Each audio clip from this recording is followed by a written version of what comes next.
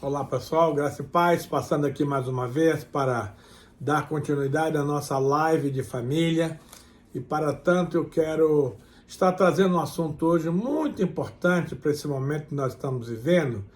Trata-se do sistema coaching que é hoje usado no discipulado cristão e eu gostaria muito de trazer uma palavra para orientar aos nossos amados a respeito desse importante assunto. Estamos falando no campo geral a respeito de onde você vai passar a sua eternidade. Depois nós falamos a respeito do discipulador dos tempos modernos.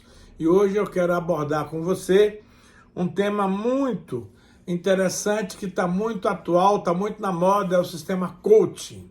E o que vem a ser o sistema coaching? O sistema coaching é baseado na PNL, Programação Neurolinguística.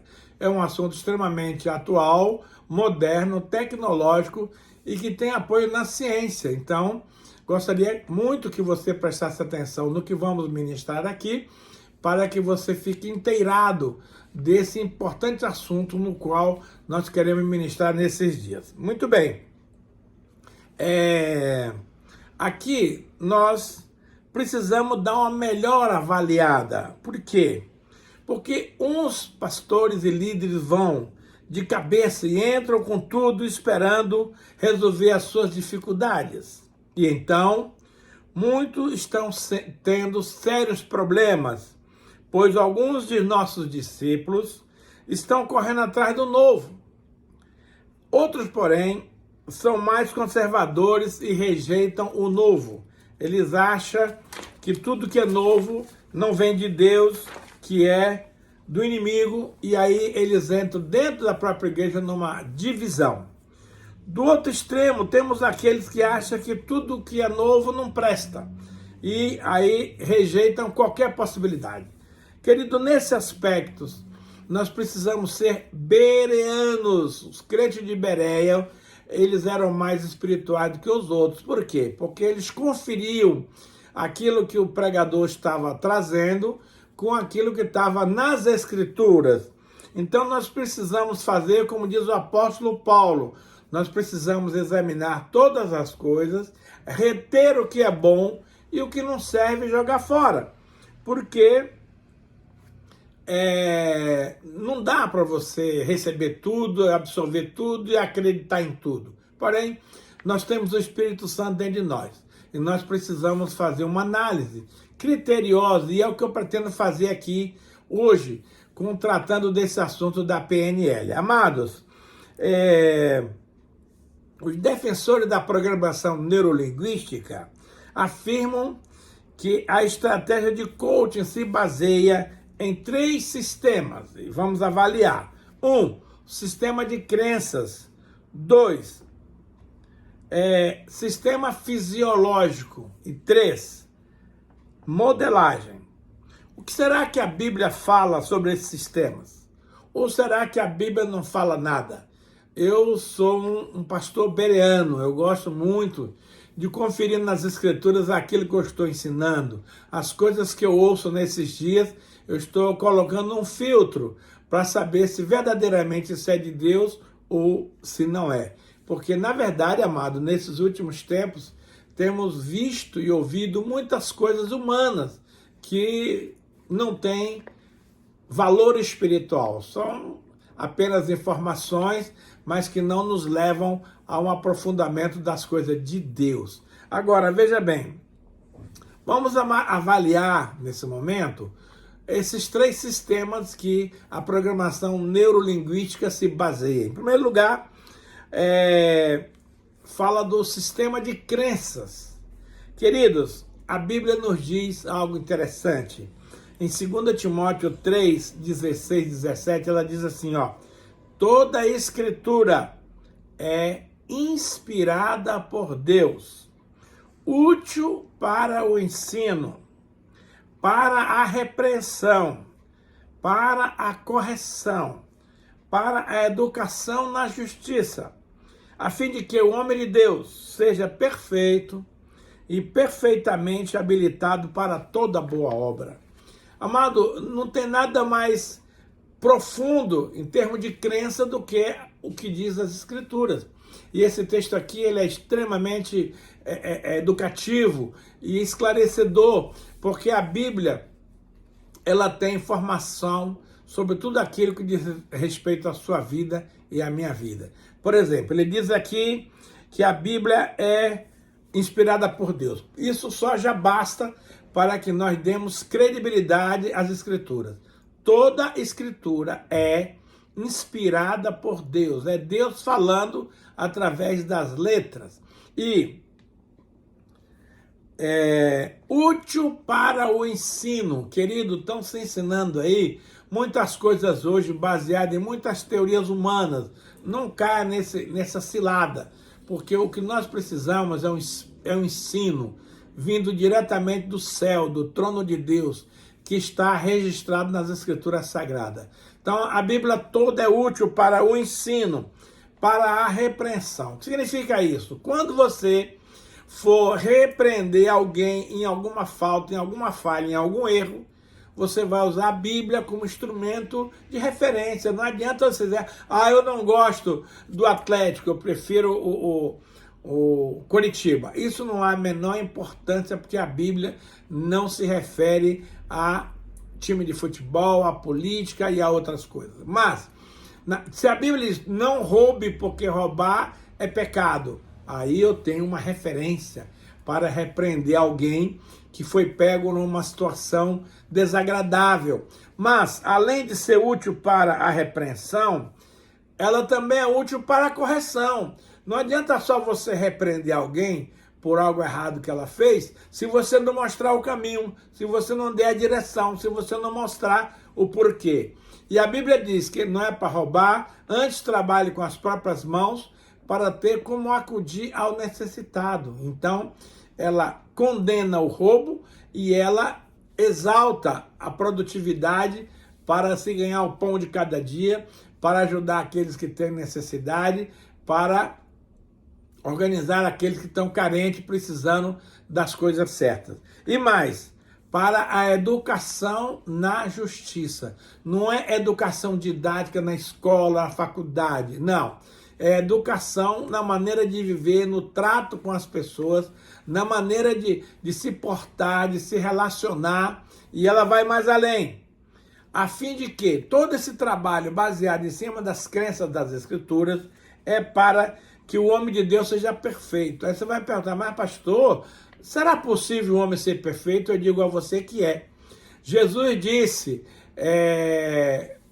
para Abraão, seja perfeito como perfeito é o vosso Pai Celeste. Então, nós não temos desculpa, porque se a Bíblia diz que eu e você podemos ser homens e mulheres perfeitos, se praticarmos os princípios da palavra, com certeza nós assim o seremos. E não só isso, e olha só, é perfeitamente habilitado para toda boa obra.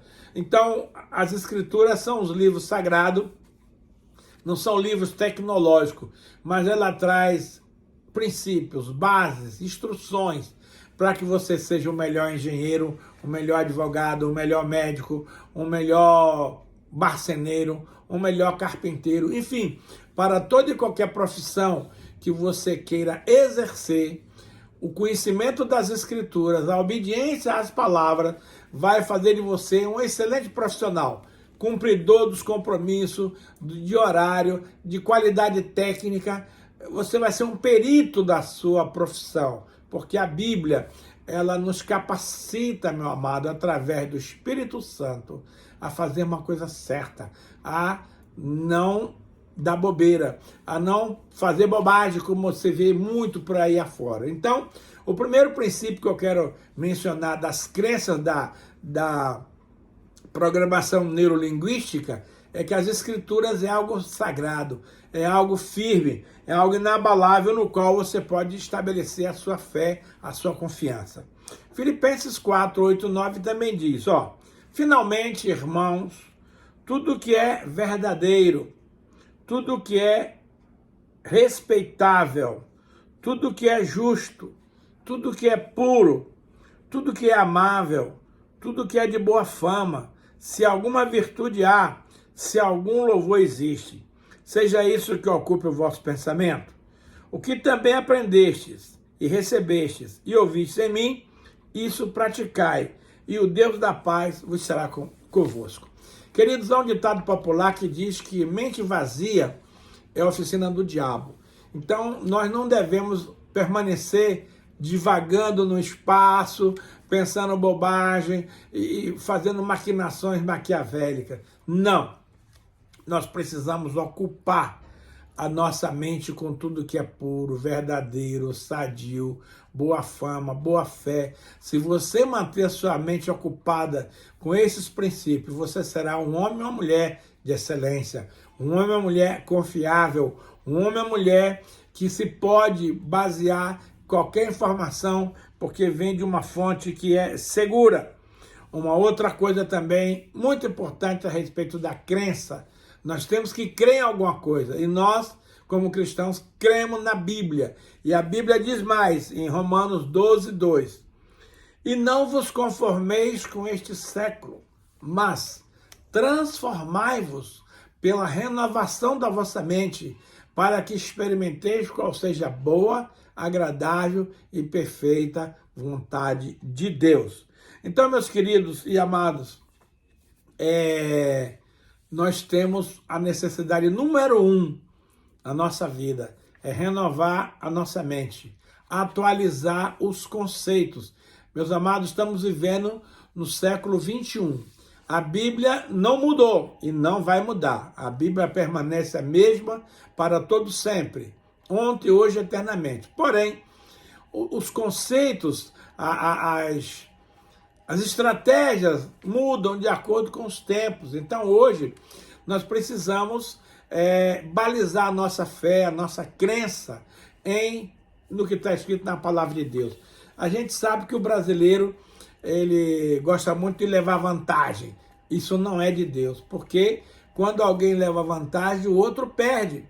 Então, nós precisamos tirar esses pensamentos egoístas da nossa cabeça e trabalhar com amor, com a reciprocidade, respeitando as opiniões, os valores dos demais, porque assim nós vamos viver eternamente. Então tem muitas coisas que hoje eu e você fazemos por ignorância. Nós não sabemos que essas palavras, as quais nós praticamos há muitos anos, são palavras malignas. Mas a Bíblia está aí para trazer luz, para trazer revelação, para trazer orientação. Então, quando você avalia a questão da crença, que você precisa crer em alguma coisa, é crer em algo verdadeiro, é crer em algo genuíno, é crer em algo santo, e a Bíblia nos dá essa segurança, essa garantia. Nesse ponto de vista, nós vamos aprovar a crença dentro do princípio do pensamento da neurolinguística, programação neurolinguística. O segundo ponto, por demais importante, eu quero chamar a sua atenção, é quando se diz o sistema fisiológico. O que é isso, pastor? Sistema fisiológico. Eu te explico. Eles afirmam que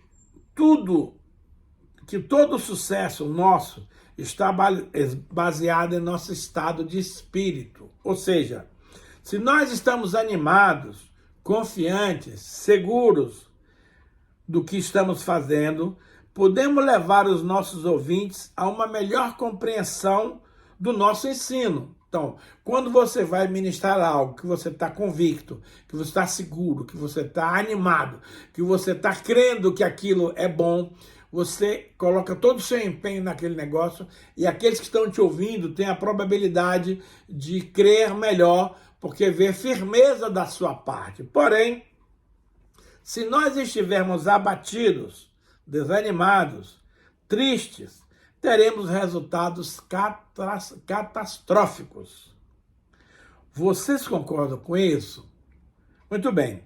A grande missão do diabo, meus irmãos, é te colocar para baixo, destruir nossa autoestima, autoimagem e autoconfiança, para ele nos tirar do centro da vontade de Deus. Então, você precisa prestar muita atenção, porque no dia que você está para baixo, você está triste, peça para Deus lhe animar, peça para Deus lhe fortalecer, peça para Deus lhe restaurar.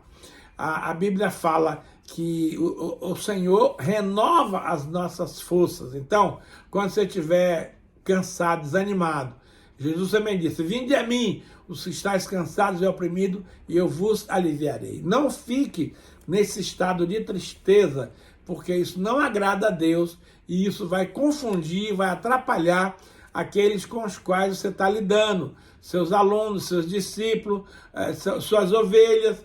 Então você tem que estar animado, para frente, para cima, para que seu estudo provoque nas pessoas o resultado que você deseja que provoque. Veja, 1 Pedro 5, de 8 a 10, diz assim, ó: sede sóbrios e vigilantes.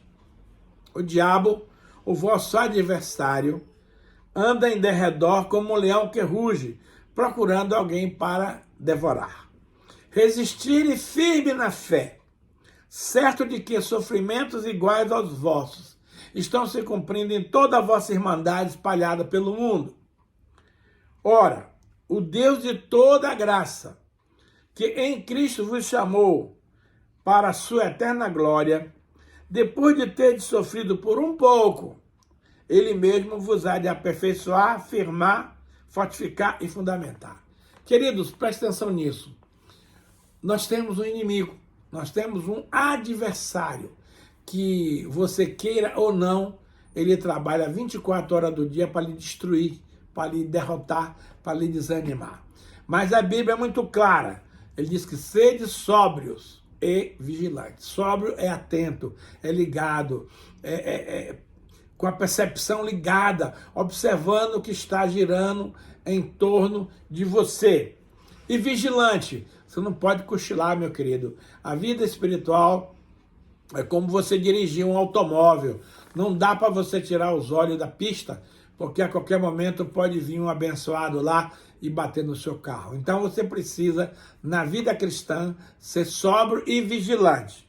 O diabo, vosso adversário, querido, por mais pacífico que você seja, por mais amigo, por mais gente boa que você seja, você tem um inimigo, que você não sabe o que é, mas ele existe. Ele vai usar pessoas para lhe alcançar.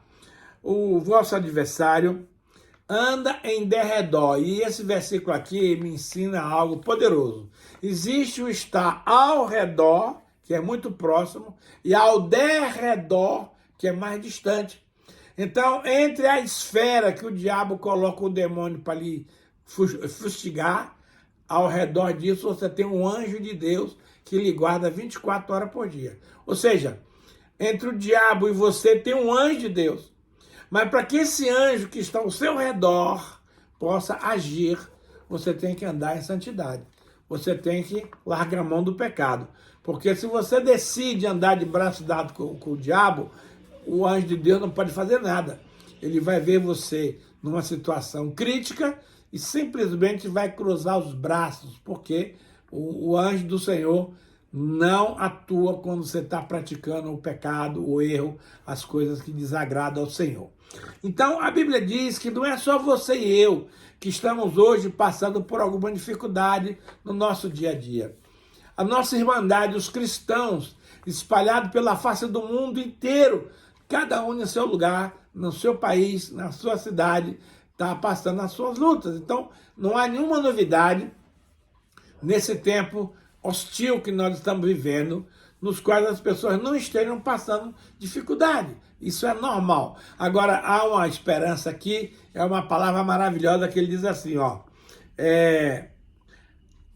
Ora, o Deus de toda a graça de Deus, amado, é que nos sustenta, é que nos basta, é que nos conduz à vitória, é que nos leva aos caminhos do Senhor. O Deus de toda a graça, que em Cristo vos chamou, querido, você e eu fomos chamados por Deus para a sua eterna glória. Nós estamos falando aqui de eternidade, do céu, não estamos falando aqui das coisas naturais dessa terra. Então, o Deus de toda graça que através de Cristo nos chamou para a sua eterna glória, é onde eu e você vamos passar a eternidade. Diz o seguinte, que ele mesmo, depois de você ter sofrido só um pouquinho, ele mesmo, vou usar de primeira coisa, aperfeiçoar. Amado, nós vivemos com muita deformidade na nossa vida, mas o Espírito Santo está muito interessado em nos aperfeiçoar para fazermos certo as coisas de Deus. Nos firmar.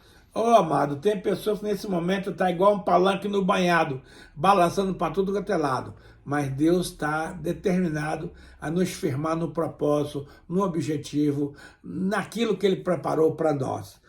Fortificar. Oh, amado, como nós precisamos ser fortificados pelo Senhor. Fortificado. E também fundamentar. Fundamentar significa estabelecer a nossa base, a nossa fé, numa estrutura sólida. O Senhor Jesus contou aquela parábola lá do homem que edificou a sua casa sobre a rocha e outro que edificou sobre a areia. Em ambos os casos, a tempestade veio, as lutas vieram, a chuva, os ventos que bateram com ímpeto naquela casa. A que foi edificada na rocha não caiu, mas a que foi edificada na areia caiu, sendo grande a sua ruína. Então, quero lhe dizer que você sendo cristão ou não, você acreditando em Deus ou não, não importa a religião que você professa, as lutas virão de qualquer maneira. Porém, se você estiver estabelecido, fundamentado na rocha, que é Cristo, você vai tirar de letra, porque esses ventos, tempestade, não vão derrubar a sua estrutura, a sua casa. Um outro texto também muito interessante que diz assim, ó, 1 Coríntios 15, 57 e 58. Graças a Deus que nos dá a vitória por intermédio do nosso Senhor Jesus Cristo. Querido, não existe derrota para os filhos de Deus. Ficamos tristes porque ontem nós estávamos assistindo o jogo do Atlético e Flamengo e mesmo não sendo atleticano, a gente estava torcendo para o Atlético ganhar, porque é o nosso estado que está presente. De repente me aparece lá um tal de Pedro e me faz um gol de bicicleta, uma coisa super bonita. Então, infelizmente, o nosso querido Atlético perdeu. Mas a boa notícia que eu quero te dar é que o time que Jesus joga não perde. Ele vai ganhar sempre. Portanto, através de Cristo Jesus, Deus sempre, não é de vez em quando, sempre nos dá a vitória. Aí ele diz, portanto, meus amados irmãos, sede firmes, inabaláveis, sempre abundantes na obra do Senhor, sabendo que no Senhor o vosso trabalho não é em vão. Amado, que palavra maravilhosa. Pode ser o que você estiver passando, não interessa. Permaneça firme, inabalável, sempre presente, sempre constante, sempre abundante na obra do Senhor. Porque no Senhor o nosso trabalho não é em vão. A vitória virá com certeza e você não tem por que duvidar. E finalmente, nesse texto aqui de fisiologia, eu quero lhe falar sobre o provérbio 23, 7, que diz assim, porque como imagina na sua alma, assim ele é. Amado, você é fruto do que você pensa que você é. Se você acha que você é um príncipe, você é um príncipe. Vai ter atitude de príncipe, todos os requisitos de príncipe, mas se você pensar que você é um sapo, você vai ficar na lagoa o tempo inteiro cocheando lá, como o sapo faz. Então, o que você será depende do que você crê. E eu quero lhe dizer que você é um homem ou mulher mais que vencedor, porque Deus nos amou. Então, nós somos príncipes e princesa, filho do Deus Todo-Poderoso. Não há como você ter alguma mudança nisso. Deus não tem filho mendigo, Deus tem filho príncipe. E mesmo você não esteja com essa grana toda, com essa condição toda, você continua sendo príncipe. Portanto, acredite no seu chamado. Acredite naquilo que Deus te chamou para fazer. E seja positivo. Seja aquele que acredita nas verdades celestiais. Porque não adianta nada você dizer que é filho de Deus e viver triste, viver desanimado, viver na dúvida. Não, nós temos que estar sempre corajosos, baseados no Senhor, sabendo que a nossa vitória é garantida. E tem o último sistema da PNL, chamado Sistema de Modelagem. Veja bem, eles dizem que nós precisamos copiar, ou, para usar uma palavra mais adequada, nós precisamos modelar os grandes líderes de sucesso, como Henry Ford, Steve Jobs, Bill Gates, etc.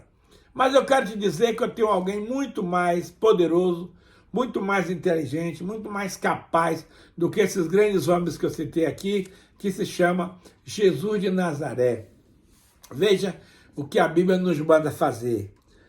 Romanos 8:29 diz assim: porquanto aos que de antemão conheceu, também os predestinou para serem conforme a imagem de seu Filho, a fim de que ele seja o primogênito entre muitos irmãos. Amado, esse versículo aqui é muito poderoso, é muito interessante, é muito maravilhoso. Ele avisa aqui que aquelas pessoas que o Senhor conheceu antes de nascer, pela pré-existência, Deus já predestinou eles para ser igual a Jesus. Por exemplo, eu já fui predestinado para ser igual a Jesus. Você também. Só que eu creio nessa palavra e estou me esforçando, estou batalhando para seguir nessa trilha. Se você acha que não é para você, você não vai chegar em lugar nenhum. Se você não crê nessa palavra, você não vai alcançar nada. Mas eu quero te dizer que você que está me assistindo agora, você também foi predestinado por Deus para ser igual a Jesus. Mas, pastor, eu sou um comedor de feijão. Jesus também era.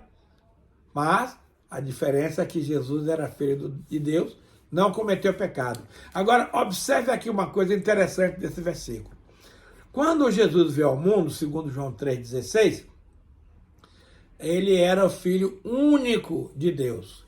Quando Jesus nasceu da Virgem Maria, na cidade de Belém, há 2000 anos atrás, Jesus era filho único de Deus. Veio aqui, viveu, formou um discipulado, morreu, pagou os nossos pecados, estabeleceu a nossa salvação e voltou para o Pai. Só que com um detalhe, Jesus veio a essa terra como unigênito, filho único de Deus. E depois que ele morre, ressuscita, ele sobe aos céus como primogênito, ou seja, o primeiro de muitos irmãos. Então eu e você vamos morar com Cristo lá na glória, e lá nós seremos exatamente igual a ele. Mas, para tanto, nós precisamos aqui na terra dar testemunho dessa vida.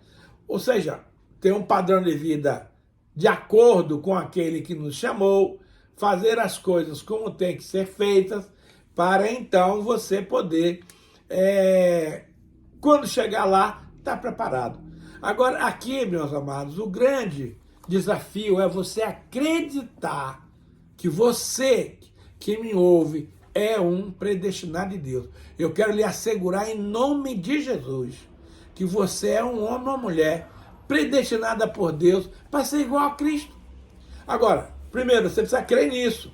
Segundo, você precisa proceder como tal. Terceiro, você precisa conhecer o caráter de Jesus, os costumes dele, os modos, a postura dele para fazer igual. Aí, meus amados, não tem como, porque a predestinação já veio. Só que você pode negar.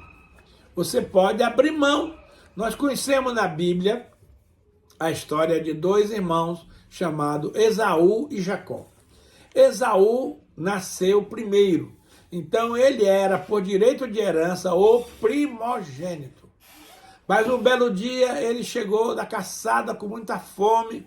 O irmão dele tinha preparado um guisado de lentilha, uma delícia, um cheiro inebriante. E aí o Esaú pediu a Jacó: para comer da comida que ele fez. E Jacó, como um bom judeu, como um bom negociante, perguntou, bom, se eu te der da minha comida, o que é que eu ganho? Ele falou, nada. Ah, não, eu quero alguma coisa. Eu quero uma coisa que você tem. Se você me der, Esaú, o direito de primogenitura, aí eu te dou a lentilha e o pão. Ele falou, ora, de que vai me adiantar o direito de primogenitura se eu já estou morrendo de fome? Pode ficar. Aí, Jacó falou, não, não é bem assim não. Vamos fazer um juramento para você entender o que você está fazendo aqui. E assim eles fizeram o juramento. E Jacó cedeu para Esaú o prato de lentilha com pão. Ele comeu, se refestelou e tudo mais. Lá na frente você vai ficar sabendo da história que Isaac liberou a bênção da primogenitura para Jacó, e Esaú ficou tão indignado que queria matar o irmão. Levou não sei quantos anos martelando para matar o Jacó. Mas espera aí, ele não entregou o direito de primogenitura lá atrás, mediante o juramento? O que ele está reivindicando agora? Eu estou te trazendo isso à memória para te mostrar que você tem esse direito de predestinação. Porém, a predestinação, meus queridos, não é predeterminação. Você pode estar predestinado e não aceitar o destino. É simples. Basta você não crer, não fazer as coisas certas, larga a mão. Você não vai ganhar nada.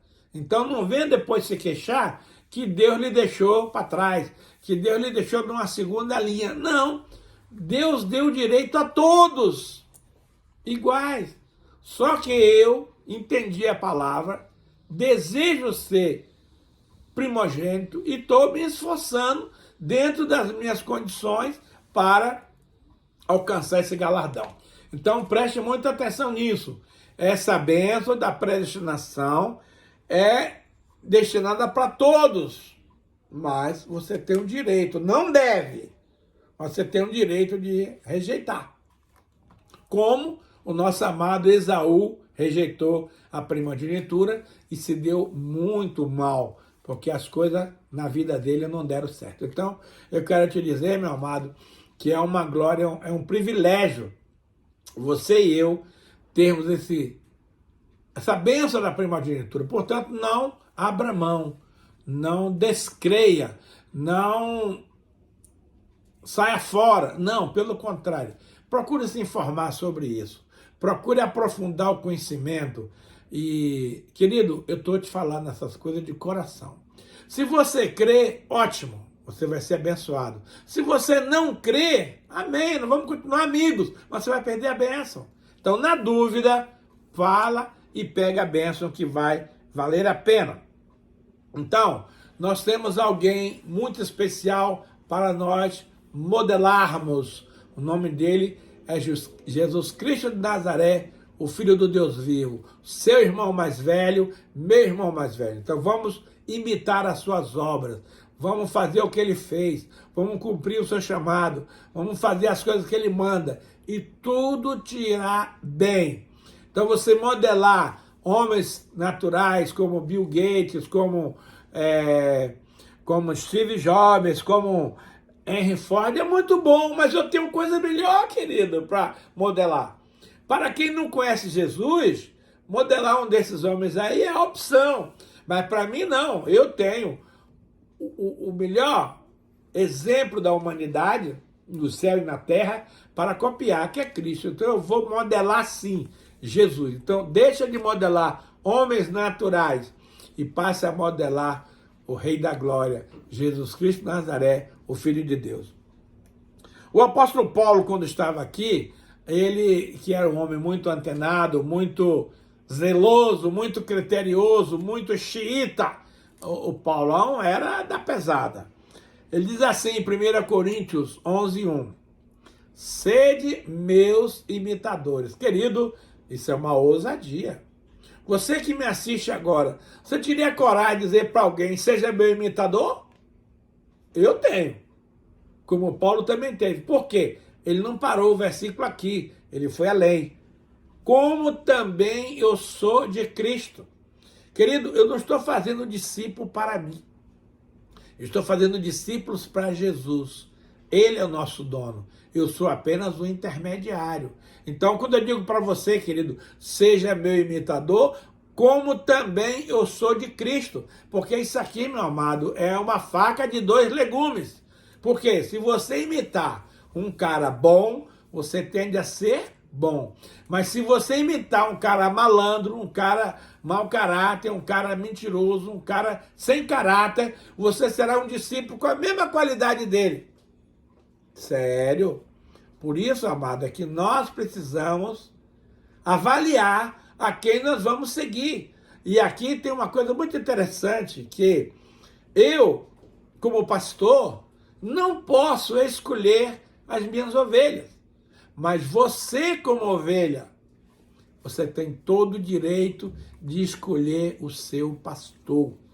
E Deus prometeu, dar-vos-ei pastores segundo o meu coração, que vos apacente com sabedoria e com inteligência. E eu te pergunto agora, por que você está congregando numa igreja que teu pastor não é nada disso e você fica lá falando mal dele, criticando ele, mas está lá debaixo da saia dele? Ei, você é livre, meu amado. Se o seu pastor não apresenta as qualificações almejadas num líder espiritual, sai fora. Procura outro camarada para você seguir. Porque se você modelar a pessoa errada, você está com um problema sério. Então, meu amado, na dúvida, modele Jesus, que esse é perfeito, maravilhoso, nunca pecou e é o nosso amado Senhor e Salvador Jesus Cristo. Então, seja como Paulo, vire-se para o seu discípulo, para a sua discípula e diga, sede meu imitador, como também eu sou de Cristo. Porque tem muita gente aí imitando o demônio. E se você imitar essa pessoa, você vai acabar imitando o demônio, coisa que você e eu não queremos.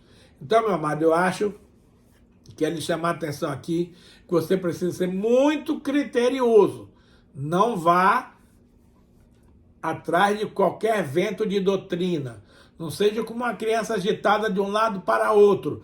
Procure conferir as coisas nas Escrituras, porque nelas julgais ter a vida eterna. E são elas mesmas que testificam da pessoa de Jesus Cristo. Então, é muito importante você usar o sistema de crença da PNL, crer na Bíblia.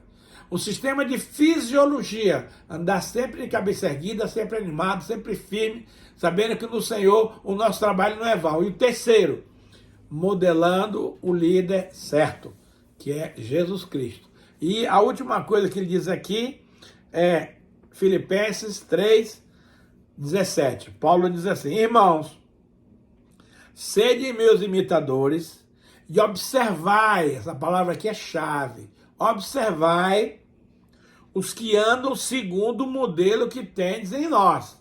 Então, se você está seguindo alguém, tá? Mas você observa que ele fala uma coisa e faz outra, promete uma coisa, cumpre outra, ensina uma coisa e vive outra, ei, pula fora. Jesus falou que esse tipo de gente, chamado de fariseu, veja lá no capítulo 23, não temos tempo de falar aqui agora, de Mateus, que Jesus vai falar tudo sobre os fariseus. Então, meu querido, não seja um fariseu.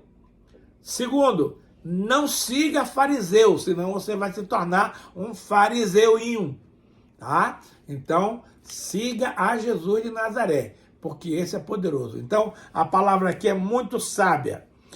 Observai, ó, fica de olho, veja as atitudes, veja o comportamento, veja a postura, veja a integridade do seu líder, para você não cair numa armadilha e tá, mas a fulana é muito meu amigo, pastor. Ok, que ele seja seu amigo, tudo bem, nada contra, mas você não pode imitar as suas obras, usar ele como argumento, como modelo para seguir a sua vida espiritual.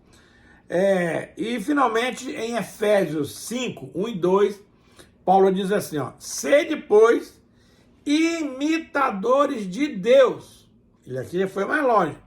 Como filhos amados. Que benção, meu querido, você e eu sermos chamados filhos de Deus. E isso é verdade, porque nós somos mesmo filhos do Senhor Todo-Poderoso. Agora ele dá aqui algumas recomendações muito poderosas. Você é filho de Deus? Sim, sou. Então andai em amor. Aqui não é você deve andar em amor. Não, não. O verbo está no imperativo. Andai, é uma ordem, é um comando. Andai em amor. Se você diz que é filho de Deus, mas não ama, não conhece o amor, então você não é filho de Deus. Lamento te dizer, porque o filho dá o fruto segundo a sua espécie. Você não vai colher mamão num pé de manga, porque manga dá manga, mamão dá mamão. Então, se você e eu somos filhos de Deus, e verdadeiramente nós somos, então nós devemos andar em amor. E ele diz por quê? Como também Cristo nos amou. Olha, irmão, que coisa mais maravilhosa da gente ouvir. Olha só, como Cristo nos amou e se entregou a si mesmo por nós, como oferta e sacrifício a Deus em aroma suave. Ô amado, o amor que segundo o mundo está esfriando agora de quase todos, é a base da sociedade, é a base do reino de Deus. E eu e você, se dizemos que somos filhos de Deus, precisamos andar em amor, senão a sua declaração fica nula, fica sem efeito. Não adianta nada você dizer que você é filho de Deus se a prática das suas obras do dia a dia não se condiz com essa verdade. Então veja bem, e para a gente concluir esse assunto, eu gosto muito de um slogan da MPC. MPC, para quem não sabe, é Mocidade para Cristo. É uma associação americana que durante alguns anos esteve aqui no Brasil e eu tive o privilégio com meus filhos de participar dessas reuniões do clubão, onde nós tínhamos muito louvor, muita adoração, palavra. E a MPC, que é a Mocidade para Cristo, tem um slogan muito poderoso que diz assim, ó: no compasso dos tempos, ou seja, os tempos mudam, os tempos atualizam, os tempos se transformam, mas ancorados na rocha. Não tem nada demais de eu ter uma metodologia moderna de trabalho se os meus princípios estiverem ancorados na rocha, que é Cristo. Então, nós vivemos hoje tempos de transformações. Eu estou preparando um estudo para trazer para você a respeito de ou você se atualiza ou você morre. E vivemos num tempo atual que ou você se atualiza ou você morre. Então vamos nos atualizar. Eu vou trazer um estudo muito profundo sobre isso para lhe chamar a atenção para esse tempo que nós vivemos. Então, nós temos que buscar a Deus, em Deus, a melhor solução para o nosso ministério. Cada ministério é único e Deus tem uma estratégia para cada um de nós, mas a Bíblia é o padrão. Eu agora quero orar por você e convidar você a fazer uma semeadura no nosso ministério, Igreja de Jesus, o Pão da Vida. Feche seus olhos, vamos orar. Pai, muito obrigado por esse tempo precioso que passamos junto aqui com esses queridos irmãos e também, Senhor, com a Tua palavra. Deus, que o Teu Santo Espírito complete a obra no coração de cada um. Aquilo, Senhor, que eu não pude falar, que o Espírito Santo possa testificar para sejamos todos edificados. E agora, meu querido, eu quero dar a você uma oportunidade de semear. E para isso eu vou te mostrar o nosso Pix, para você fazer o seu Pix para a Igreja Pão da Vida. Nós temos aqui 3 bancos. Banco Santander é 419-9979-6625. Bradesco 039-028-035-68. E Banco Itaú, aplieseralmeida@hotmail.com. Faça uma semeadura, você que deseja alcançar uma grande colheita nesses dias. E eu tenho certeza que Deus vai honrar você e eu vou estar orando através do Pix que você vai enviar para a nossa igreja. E queremos dar ao Senhor nesse momento toda a honra, toda a glória e todo louvor em nome do Senhor Jesus. Semana que vem estaremos aqui novamente com a palavra poderosa da parte de Deus.